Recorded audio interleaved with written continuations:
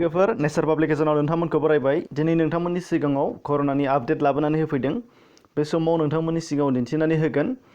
दा दिनैहाय 5 मेआव दिनैसिम मा जानानै दं नोंथांमोना नुनो मोनगोन। बे आसामनि बेलायाव कर'ना भाइरासनि थासारिया गाज्रि जाबोदों। हठात सासे बारायबावनाय जादों। नोंथांमोना नुनो मोननाय जादों। बिथां सावस्रि बिफाननि मन्थ्रि हिमन्त बिश्व शर्मा सारा बुंदों जे गवालपारानिफ्राय सासे मोनबावनाय जाबाय होनदों पजिटिभ केस। नोंथांमोनहा नुनो मोनदों। दा बेजों टटेल पजिटिभ केस जोंनिसिम जानाया जोंनि आसामाव जानाया 43 सिम जाहैबाय। बिनि गेजेराव 32 डिसचार्ज जाबाय।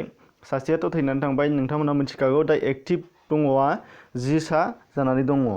दा बिनि उनावहाय नोंथांमोना नुनो मोनगोन भारतनि आरो मुलुगनि बेलायाव माबायदि थासारि जानानै दं नोंथांमोना नुनो मोनगोन।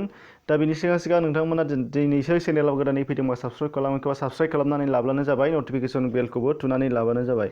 दा बाहाय भारतनि बेलायाव नुनो मोनदों। भारतनि बेलायाव थासारिया जोंनिया गाज्रियानो होनजायो। नोंथांमोना नुनो मोनदों 33,967 सा एक्टिभ केस। बेनि गेजेराव 13,160 साया डिसचार्ज जाबाय। बेनिफ्राय नुनो मोनबावदों नोंथांमोनहा थैनायनि बेलायाव 1,583 सा थैबाय।